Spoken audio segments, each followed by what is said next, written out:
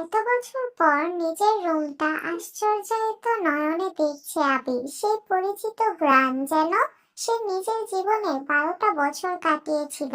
যেই রুমটা ছিল তার একান্ত ব্যক্তিগত, আজও তাই আছে। একটা জিনিসও এদিক সেদিক হতে দেননি আবিরের মা মালিহা খান। এমনকি রুমে বছরের পর বছর তালা দিয়ে রেখেছেন তিনি। যখনই ছেলের কথা মনে হতো, ছেলের রুমে এসে নীরবে কেঁদে যেতেন, যেন কেউ বুঝতে না পারে। আবির রুমে ঢুকে কাগজ খুলে নিজের পরনের টি শার্ট হাতে শাওয়ার নিতে চলে যায়। শাওয়ার শেষে বের হলেন একটা কফি কালার টি শার্ট আর একটা ট্রাউজার পরে, হাতে টাওয়েল নিয়ে মাথার চুল মুছতে মুছতে। খাটে বসে আছে তানবীর, লাগেজ নিয়ে এসে রুমেই বসে আছে সে। তানবীরকে দেখে আবির জিজ্ঞেস করছে, কি হলো, কিছু বলবি? তানবীর মুচকি হেসে জিজ্ঞেস করছে, আচ্ছা ভাইয়া, ওই লাগেজটা ধরতে দিতে না কেন? কি আছে ওতে? আবিরের চক্ষুদ্বয়ে উদ্বেগ স্পষ্ট। চোয়াল শক্ত করে উত্তর দিল, ওইটাতে আমার পার্সোনাল কিছু জিনিস আছে। তানবীর হাসতে হাসতে উত্তর দেয়, সেই পার্সোনাল জিনিসগুলো দেখতে চাচ্ছে আমার অবুঝ মন। কি করব বলো? স্বভাবসুলভ গম্ভীর কণ্ঠে উত্তর দিল আবির, কাউকে দেখানোর জিনিস আশা করি পার্সোনাল হবে না। তানভীর ভাইয়ের আপত্তির স্বর বুঝতে পেরে এই বিষয়ে আর কিছু বলেনি, শুধু জিজ্ঞেস করে বিকেলে কি বের হবে। আবির ওপর নিচ মাথা নেড়ে হ্যাঁ সূচক সম্মতি জানায়। তানভীর কথা না বাড়িয়ে চুপচাপ বিদায় নেয় রুম থেকে। আবির খাটের এক কোণায় বসে মোবাইল হাতে নিয়ে গুরুত্বপূর্ণ কিছু চেক করতে ব্যস্ত হয়ে পড়ে। মেঘ নিজের রুমে ঢুকে শপিং ব্যাগ খুলে 3টা ড্রেস বের করলো। 3টা জামাই অসাধারণ সুন্দর, 2টা গাউন ড্রেস আর একটা গর্জিয়াস কাজের 3 পিস। ল্যাপটপটাও খুলে দেখে তার প্রয়োজনীয় সকল অ্যাপ ব্রাউজার অলরেডি ল্যাপটপে সেট করা আছে। মেঘের দৃষ্টি যায় র্যাপিং পেপারে মোড়ানো বক্সের দিকে। র্যাপিং পেপার খুলতেই চোখে পড়ে 3টা উপন্যাসের বই, যেগুলোর ওপরে ছোট একটা চিরকুটে লেখা, অ্যাডমিশনের পরে পড়বি। তার সাথে একটা ছোট বক্স, যেখানে এক বক্স রঙিন পাথর। মেঘের এই পাথরগুলো ছোটবেলায় খুব পছন্দ ছিল। তার সাথে একটা আইফোন 13 প্রো ম্যাক্স মোবাইলের বক্স। ফোন দেখে মেঘের চক্ষু চড়ক গাছ। অনেকদিন যাবৎ মনের কোণে সুপ্ত ইচ্ছে ছিল একটা আইফোন কেনার, কিন্তু কাউকে বলার মতো সাহস হয়নি তার। এগুলো দেখে খুশিতে গদগদ হয়ে পড়েছে মেঘ। যারা এখান ইন্টার সেকেন্ড ইয়ারে পড়াকালীন মেঘের যখন কলেজ, প্রাইভেট, কোচিং সব মিলিয়ে ব্যস্ততার দিন কাটছিল, তখন তানভীর তার পুরনো একটা ফোন দিয়েছিল মেঘকে। সিমটাও ছিল তানভীরের। বাসার মানুষের বাহিরে শুধু 3-4 জন বান্ধবীর নাম্বার ছিল সেই ফোনে। এমনকি স্যারদেরকেও নাম্বার দিতে নিষেধ করেছিল কড়া ভাষায়। তানভীর বরাবরই বোনের ব্যাপারে খুব সিরিয়াস। ভাইরা বোনকে শাসন করে ঠিক আছে, কিন্তু তানভীর মেঘকে একটু বেশিই শাসনে রেখেছে এত বছর। এইচএসসি পরীক্ষা চলাকালীন সময়ে নিজের মায়ের পেটের ভাই তানভীরকে খুব সাহস করে বলেছিল, ভাইয়া, পরীক্ষা শেষ করে আমায় একটা নতুন ফোন কিনে দিবা।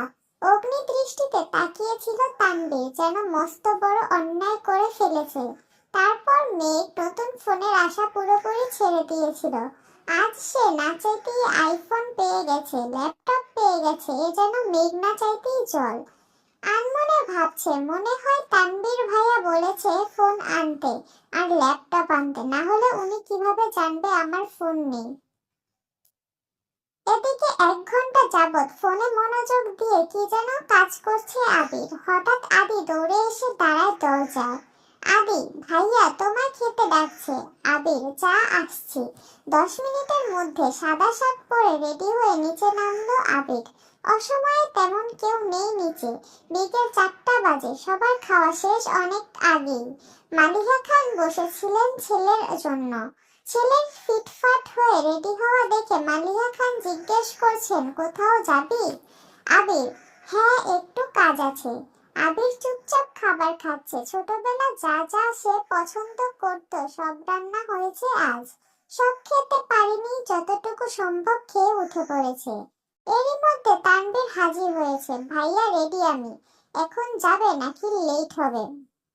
আবির এখনই বের হব। মালিয়া খান রান্নাঘর থেকে ডেকে বলছেন, গাড়ি নিয়ে বের হবি না?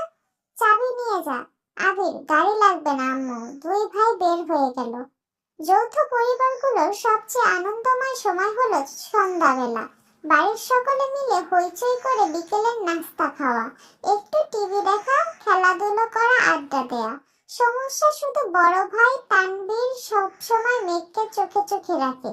কি করছে কি না করছে, কখন খাচ্ছে, পড়াশোনা করছে কিনা, এসব কিছু দেখাই যেন তার একমাত্র কাজ। মিম আর আদিকে কোনোদিন একটা ধমক পর্যন্ত দেয়নি তানভীর। এ কেমন দুমুখ ব্যবহার! তানভীর যতক্ষণ বাসার বাহিরে থাকে, মেঘ ততক্ষণ মুক্ত স্বাধীন। তানভীর বাসায় না থাকায় তিন ভাই বোন মিলে ছোটাছুটি করছে। মেঘ যা বলে ছোট দুইটা তাই করে। মেঘ আর আবিরের এখনো দেখা হয়নি। মেঘ কোচিং থেকে এসে রুমে যে ঢুকেছিল, তার গিফট নিয়ে ব্যস্ততার কারণে সবেমাত্র রুম থেকে নিচে এসেছে। অন্যদিকে আবির বাসা থেকে চলে গেছে আরো 2 ঘন্টা আগে।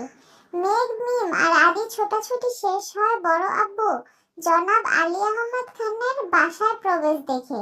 আলী আহমেদ খান বাসায় ঢুকতে ঢুকতে নিজের স্ত্রী মালিহা খানকে জিজ্ঞেস করলেন, আবির কোথায়? মালিহা খান উত্তরে বললেন, ও তো তানভীরকে নিয়ে বের হলো, বলল কি কাজ আছে। আলী আহমেদ খান সোফায় বসতে বসতে মেঘের দিকে তাকিয়ে প্রশ্ন করলেন, পড়াশোনার কি অবস্থা আম্মু? মেঘ শান্ত স্বরে উত্তর করল, আলহামদুলিল্লাহ ভালো বড় আব্বু। তবে তবে কি? প্রশ্ন করলেন আলী আহমেদ খান। আমার ফিজিক্স আর ম্যাথ একটু সমস্যা, কোচিং এর সাথে কুলোতে পারছি না, প্রাইভেট গুলোতেও অনেকটা এগিয়ে গেছে। আলী আহমেদ খান, ঠিক আছে, তোমার জন্য প্রাইভেট টিউটর নিয়ে আসবো, কাল বা পরশুর মধ্যেই ম্যানেজ করতেছি। তুমি চিন্তা করো না, মন দিয়ে পড়াশোনা করো আম্মু। তোমার ভাই তানভীর তো আমার কোনো কথা শোনে না, আর না শুনে তোমার আব্বুর কথা। কোথা থেকে মাথায় ভূত চেপেছে রাজনীতি করবে। পড়াশোনা গুরুত্ব না দিয়ে রাজনীতিতে গুরুত্ব দিচ্ছে। তুমি পড়াশোনা করো ভালো করে, মেডিকেলে অথবা ঢাকা বিশ্ববিদ্যালয়ে যেন চান্সটা হয়ে যায়। জি বড় আব্বু, চেষ্টা করব। খেয়েছো কিছু তোমরা? আলী আহমেদ খান জিজ্ঞেস করলেন। এবার উত্তরটা মিম দিল, হ্যাঁ বড় আব্বু, খেয়েছি আমরা। ঠিক আছে, এখন রুমে গিয়ে পড়তে বসো। তিন ভাই বোন কোনো কথা না বলে তিন দিকে যার যার রুমে চলে যায়। রাত 9টায় বাড়িতে ঢোকে আবির আর তানভীর। খাবার টেবিলে খেতে বসেছে তিন ভাই আর আদি। মিম, মেঘ কেউ নেই। রান্নাঘরে তিন যা খাবার রেডি করছেন। বিকেলে আবির সাদা শার্ট পরে বেরিয়েছিল। সাদা শার্টের 2-3 জায়গায় একটু একটু রক্ত লেগে আছে, আর আবিরের হাতে 3টা ওয়ান টাইম ব্যান্ডেজ লাগানো। নজরে পড়ে ইকবাল খানের। কি রে আবির, তোর হাতে কি হয়েছে? শার্টের বা দাগ কিসের? এই কথা শুনে ছুটে আসেন মালিহা খান। কি হয়েছে আবির? বুকের ভেতর ছ্যাপ করে উঠেছে। একমাত্র ছেলের শরীরে একটা আঁচড়ও মা সহ্য করতে পারেন না। আবির, তেমন কিছু না, হাতে একটু লেগেছিল, ঠিক হয়ে যাবে, চিন্তা করো না। আর কথা না বাড়িয়ে সিঁড়ির কাছে চলে যায় আবির। আলী আহমেদ খান ছেলের দিকে তাকিয়ে প্রশ্ন করলেন, খাবে না? না আব্বু, বিকেলে খেয়েছি, খিদে নেই। এই বলে রুমের দিকে চলে যায় আবির। আবিরের কণ্ঠ শুনে মেঘ রুম থেকে বের হয় তাড়াতাড়ি। এতগুলো গিফট দিল, অবশ্যই ধন্যবাদ জানানো উচিত। 7 বছরে ভাইয়ের মুখটাও দেখেনি সে, কিন্তু মেঘ রুম থেকে বের হতে হতে আবির রুমে ঢুকে পড়েছে। মেঘের চোখে মুখে নীরবতা। নিচে গিয়ে সবার সাথে খেতে বসে। তানভীরও খেতে বসেছে হাত মুখ ধুয়ে। ইকবাল খান তানভীরের উদ্দেশ্যে বলে, তুই তো ছিলি আবিরের সাথে, কি হয়েছে বল? তানভীর, চাচ্চু, আমি তো ভাইয়ার সাথে বের হয়েছিলাম, কিন্তু পরে আমি পার্টি অফিসে চলে গিয়েছিলাম, তাই সঠিক জানি না। মেঘ যেন কিছু বুঝতে পারছে না। বাড়িতে এসেছে 7-8 ঘন্টা হয়ে গেছে মানুষটার, অথচ সে এখনো দেখেনি তাকে। তার মধ্যে আবার কি অঘটন ঘটিয়েও ফেলেছে। সে শুধু চাচ্চু আর ভাইয়ার মুখের দিকে তাকাচ্ছে বারবার। আলী আহমেদ খান গম্ভীর স্বরে তানভীরকে বললেন, সে তো তোমার ভাই, কম বন্ধু বেশি। তাকে বলে দিও কোনো প্রকার মারপিট বা রাজনীতিতে যেন না জড়ায়। আর এটাও বলে দিও তাকে, তার বয়সটা কিন্তু আমি পার করে এসেছি। তাকে দেশে এনেছি মারপিট করার জন্য না, আমাদের ব্যবসার হাল ধরার জন্য। তানভীর, আসলে বড় আব্বু সামান্য হাত কেটেছে ভাইয়া। আলী আহমেদ খান, থাক, আমায় কিছু বোঝাতে হবে না। কোনটা মারপিটের কাটা আর কোনটা কেটে যাওয়া আমি তা বুঝি। তুমি তো নিজের রাস্তা বেছেই নিয়েছো, অন্তত তাকে বোঝাও এসবে যেন না জড়ায়। তানভীর, জি বড় আব্বু। মেঘ আচমকা প্রশ্ন করে বসে, কি হয়েছে? তানভীর মেঘের দিকে চোখ রাঙিয়ে তাকিয়ে বলে, তুই চুপচাপ খা। ইকবাল খান বড় ভাইয়ের দিকে তাকিয়ে বলে, আবির কেন মারপিট করবে? এত বছর বাইরে ছিল ছেলেটা, এখানে ওর কে এমন শত্রু আছে? বাড়ির সবার মধ্যে নিরাপত্তা, কেউ কোনো কথা বলছে না। মেঘ মনে মনে ভাবছে, আবির ভাইয়া মারপিট করেছে, কিন্তু কেন? এত বছর ভাবতাম আমার ভাই পচা, রাজনীতি করে, আমার শাসন করে, কিন্তু আবির ভাই তো দেখা যাচ্ছে পুরাই হিটলার।